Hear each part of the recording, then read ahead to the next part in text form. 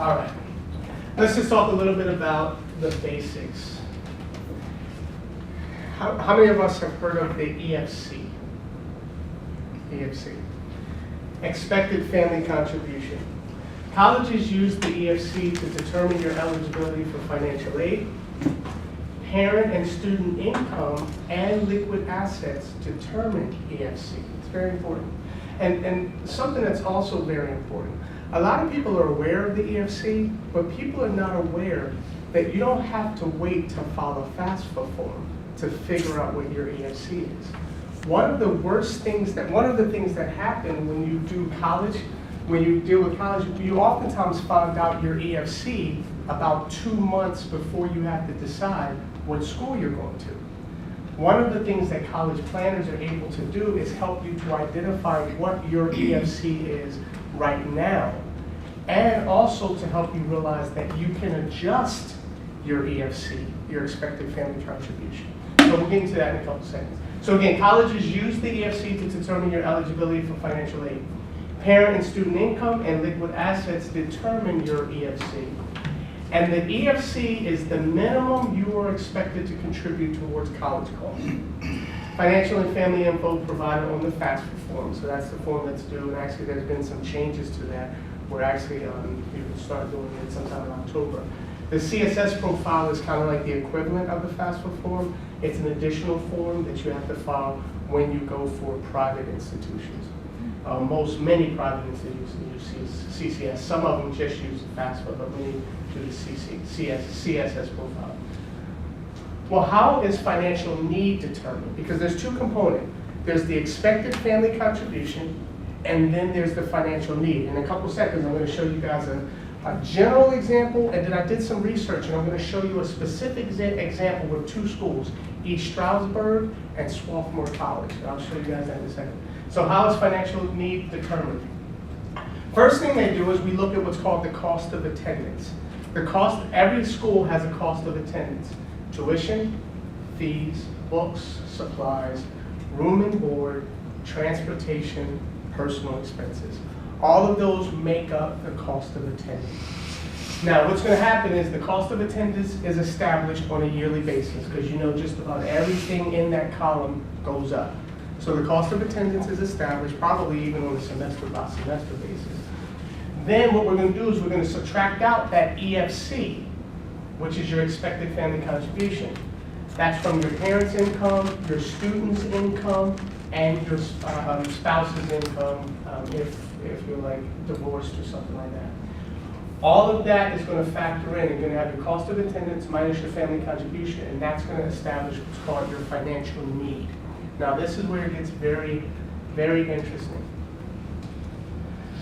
Let's say, for example, we identify an expected family contribution of $15,000. So the financial need is going to be the cost of attendance minus the expected family contribution. Okay? So let's say, for example, a public school whose cost of attendance is $22,000. And let's say we can identify your EFC and we can get that as low as possible, and it becomes $15,000. You have a financial need of $7,000. Private college, $60,000. Your EFC is $15,000. You have a family financial need of $45,000. Very important. Your EFC is the starting point for your out-of-pocket college costs, not the cost of attendance of the college. That's one of the biggest things that college planners can help you with. A lot of people are really shocked at what's called the sticker price of colleges. You see a college that has a tuition of $60,000, $62,000 a year, and then you decide, it's no need of even applying. What you're going to find out is there's some information out there that would help us to be able to determine some schools where the financial need is taken care of, and we'll show you that in a second. Here's an actual example. I looked up East Stroudsburg University. It's one of the 14 state schools. It's about 2 hours northeast of here. It's one of the 14 state system of higher education schools. This year, their cost of attendance, and I'll round it up, it's actually $23,453, but just for slides and numbers, I just made it $23,400. East Stroudsburg's cost of attendance is $23,400. And let's use this example, and let's say your EFC is $15,000. So what's going to happen is East Stroudsburg, if you're accepted, they're going to expect you to contribute $15,000 towards the tuition. And then they're going to say, okay, well, we identify a financial need. Cost of attendance minus EFC gives us financial need. So now the financial need is $8,400. Here's where you pull the cloak back, and I'm letting you guys in on a little secret that college planners know. Here's the way it works. Because every school is subject to federal rules and regulations, there's immense data out there that can kind of help us understand the inner workings of schools. Here's what we know as college planners.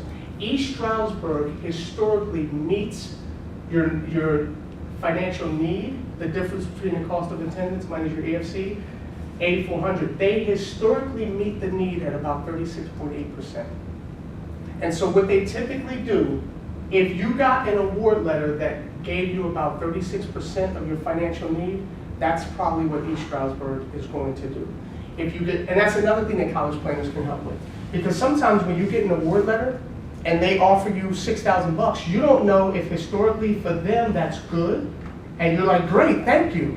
Or are you saying, wait a minute, historically you meet the need 80%, but you're only meeting the need 40% for me. Why?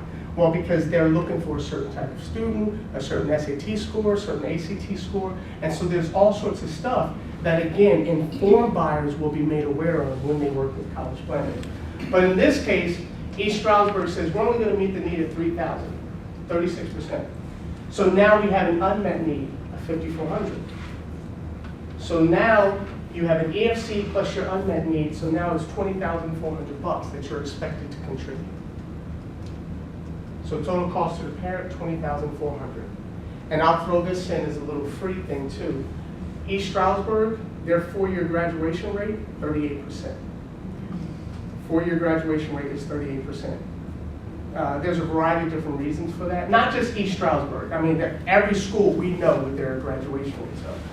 But East Stroudsburg, their 4-year graduation rate is 38%. It's not because the students are not bright. You remember when you were in college, if those of us who were in college, where you had to try to register for classes and you couldn't get all the classes and then you had to take some. It's just the nature of colleges, and so you need to understand that. But, however, look at Swarthmore College. Swarthmore is a private liberal arts college about an hour and a half down the road west, going towards Philadelphia. $62,000 sticker price. EFC, same situation. And again, if you work with the college planner, we can identify your EFC and do things to adjust it. When we went through this, our EFC is $42,000. I said, no, honey, we got to figure this out. And so when we went through the process, we learned that we can make some adjustments where our EFC is now will now be $27,000 because of some of the strategies that we're going to implement. One of the things, honestly, as a business owner, is to hire your. Well, that's I'm giving too much. Okay, Swarthmore 62,000, EFC 15,000, financial need 47,000. So you say, whoa, can't go there. Here's what we know about Swarthmore. Swarthmore has $1.846 billion in an endowment. They have $1.846 billion in an endowment.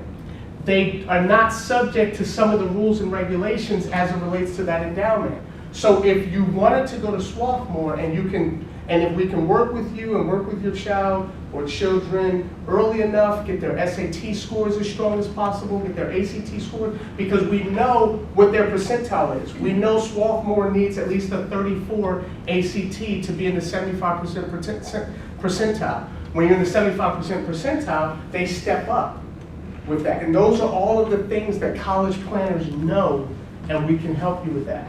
So their percentage of total need met historically is 96%.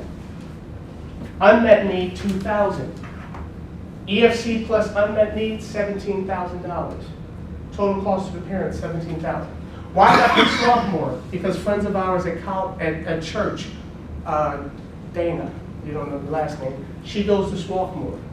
Her father is the head financial aid person at Millersville. You know him? No. Oh, okay. I was going to say, oh. But yeah, so that's why I picked Swarthmore, because I've talked to her and we know, because I've talked to them and they kind of said how Swarthmore stepped up. And so that's that. Private college ends up costing less. Okay? Public university, again, $23,400. Actual cost to the family, $20,400. Private college, $62,000.